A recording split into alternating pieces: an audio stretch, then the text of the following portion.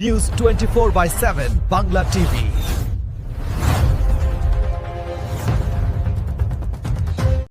গেরুয়া আবির উড়িয়ে সোনার বাংলা গড়ার লক্ষ্যে শোষণ আর বঞ্চনার প্রতিবাদে দিকে দিকে জয়ের আনন্দে ভাসল সারা বাংলা। গত 22শে জুন তারাতলার 1 নম্বর স্ট্যান্ড রোড ডিপো মিন্ট কলোনিতে হয়ে গেল এক মধ্যাহ্নভোজের আয়োজন। সেখানে বিজেপির অনেক গণ্যমান্য লোক উপস্থিত ছিলেন। তারই বিশেষ কিছু অংশ দেখুন 24x7 বাংলা টিভির পর্দায়।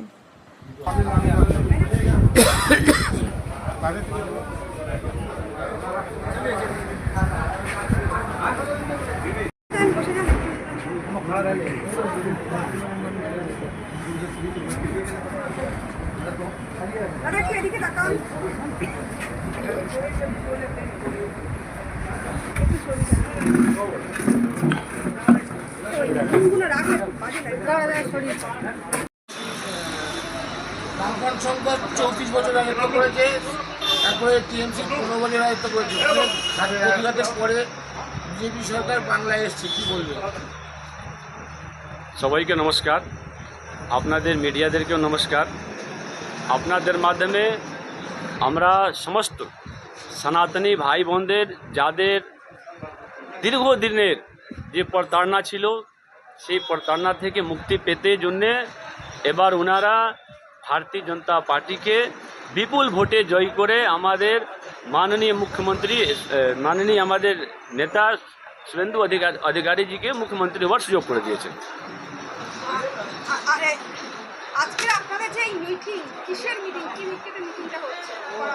এটা কোনো মিটিং না, এটা আমাদের রাজ্য সভাপতি তিনি বলেছিলেন যে আমাদের সৌজন্যতামূলক অঞ্চলে যারাই বসবাস করেন, ওই যেই দলের হোক, সর্বদল নিমেষে তাদের সঙ্গে একটা জাস্ট আলাপ আলোচনার মধ্যে দিয়ে একটা সুষ্ঠু বাতাবরণ ক্রিয়েট করার জন্যে, যাতে অঞ্চলে কেউ কারোর প্রতি কোনো রকম দ্বিধা দ্বেষ না রাখে।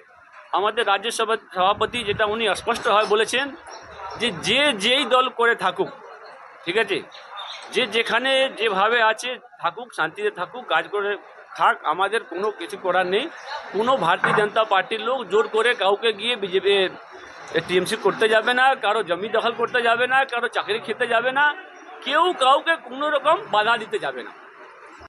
বলে যেতে বিজয় উৎসব, সবাইকে একসাথে দেখে একসাথে করিয়ে আগামী দিন আপনাদের কর্মসূচিগুলো কি কি রয়েছেন, কি কি ভাবছো, কিভাবে নিজেদেরকে নিয়ে সবাইকে নিয়ে চলবে, কি বলবো? আমাদের আগের দিনের যে কর্মসূচি আছে, এইখানকার যারা মানুষ আমাদেরকে বিজয় যুক্তি করেছেন, তাদের জন্য আমরা কি করতে পারি, এখানকার কি নিড আছে, এই ওয়ার্ড বা এই অঞ্চলে, এই কলকাতা পূর্ব বিধানসভায় কি কি নিডস আছে এখানকার লোকের মানুষের জন্য, সেই উপলক্ষে আমরা কাজ করব। দীর্ঘদিন এখানে টিএমসি মানে প্রিয় থাকিমের একজন চালিয়েছেন, আপনারা ক্ষমতায় এসে কী কী এই যে কোর্টের যে রাস্তাটা আছে, যেটা রাস্তাটা দীর্ঘদিন ধরে তাড়াতাড়ি এখানে কোর্টের আন্ডারে আছে। আমি দীর্ঘদিন এই আগের যে পূর্ববর্তী টিএমসির যে কাউন্সিলর ছিল আনোয়ার খান, তাকে আমি অনেকবার প্রতিশ্রুতি দিয়েছি এবং সে আমাকে বলেছে যে এটা হবে, এটা কোর্টের আন্ডারে আছে, কিন্তু দীর্ঘদিন বলার পরেও রাস্তাটা ঠিকঠাক হয়নি।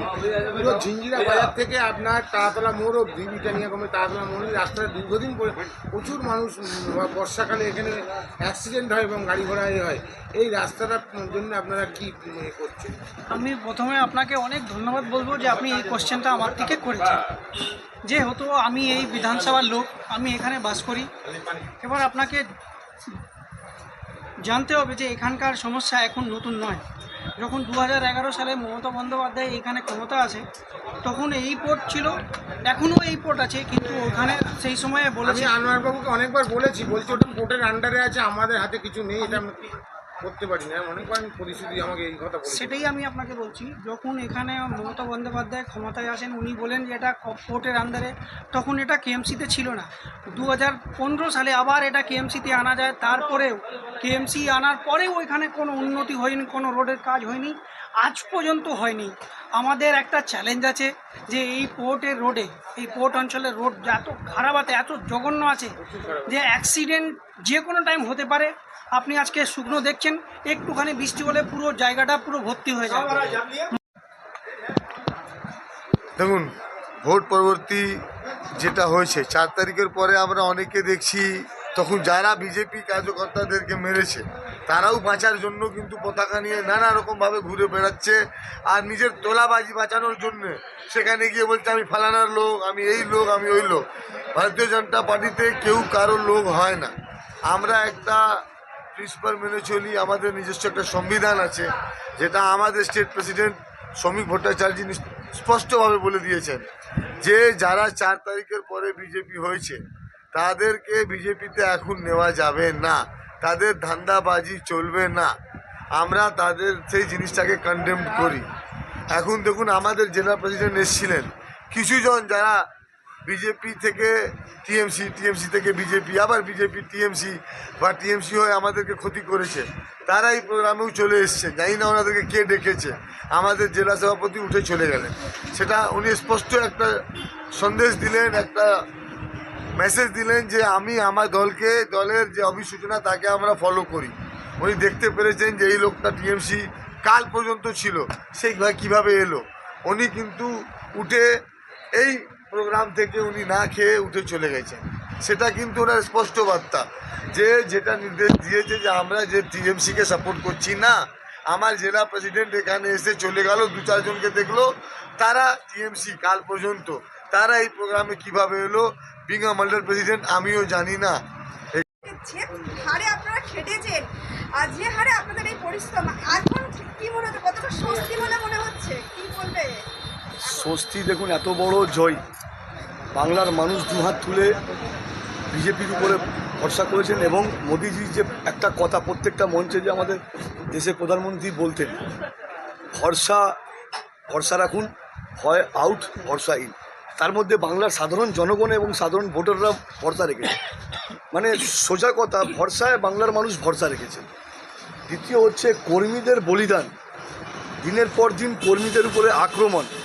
আজকে বিগত 15 বছর যেইভাবে ভারতীয় জনতা পার্টির কর্মীদেরকে মারা হয়েছে, ঘরছাড়া করা হয়েছে, আমরা 19-এ নির্বাচন ভুলিনি, আমরা 21-এ নির্বাচন ভুলিনি, আমরা 24-এ লোকসভা নির্বাচন ভুলিনি, আমরা পৌরসভা নির্বাচনগুলো ভুলিনি। প্রত্যেকটা কর্মীকে মেরে বাড়ি থেকে বের করে দেওয়া, ঘর বাড়ি জ্বালিয়ে দেওয়া, পুড়িয়ে দেওয়া। আমরা রাজনীতি করছি, তার সাথে সাথে আমাদের পরিবারদের উপরে অত্যাচার। আমার সাথে তো বিগত 10 বছর 5 বছরে এমন অত্যাচার হয়েছে কি আজকে বলতে গেলে আপনাদের চ্যানেলে আমার কান্না চলে আসবে। আমার মাকে মারা হয়েছে, গালাগালি দেওয়া হয়েছে, আমার বোনকে মারা হয়েছে, আমার ঘর বাড়ি ভাঙচুর করা হয়েছে। সুতরাং আমার যেমনি লক্ষ লক্ষ কার্যকর্তা যারা বিজেপি করতে গিয়ে আক্রান্ত, ঘর ছাড়া এবং নানা রকম টর্চারে ফেস করতে হচ্ছে। আবার সবথেকে বড় বিষয়, আমাদের কর্মীদেরকে এমন দূরে রাখা হয়েছিল সমাজ থেকে যে আমরা বিজেপি করি বলে সাধারণ মানুষ আমাদের থেকে কথা বলতে ভয় পেত। একটা যোজনা, সরকারি সংকল্পপত্রে ভারতীয় জনতা পার্টি যা যা বলেছে, প্রত্যেকটা ঘরে ঘরে, সে সিপিএম করুক, সে তৃণমূল করুক, সে কংগ্রেস করুক, সে আমাদের ভোট দিক, সে আমাদের ভোট না দিক, সবার কাছে সরকারি পরিষেবা তাদের বাড়ি বাড়ি গিয়ে পৌঁছে দেওয়ার কাজ আমাদের সমস্ত বিজেপি কার্যকর্তাদের। আমরা সেটা কাঁধে কাঁধ মিলিয়ে করি। তো শুনলাম যে 10 বছর ধরে টিএমসির অত্যাচারে ঘর ছাড়া ছিলেন, আপনি কোথায় থাকেন এবং কী কারণে আপনার ঘর ছাড়া হতে হলো? हम सीपीटी क्वार्टर में रहते हैं और इस बनी मौसम वो लोग के मारपीट से हम डर से यहाँ तारा छोड़ के चला गए हैं गांव।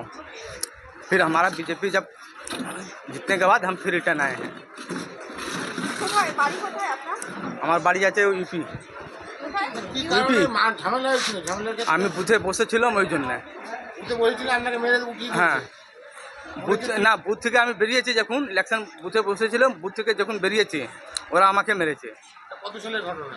এই আপনার 10 বছর বেশি হয়ে গেছে। 10-15 বছর বেশি। এখন কি মনে হচ্ছে স্বস্তি পাবেন? স্বস্তি পাবো আমি মনে হচ্ছে এবার।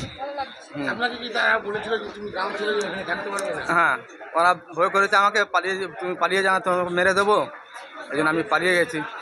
আমরা আজকে বিজেপি এসেছে সেজন্য মাছ ভাত খাওয়াচ্ছি আমাদের কাজকর্তাগুলোকে।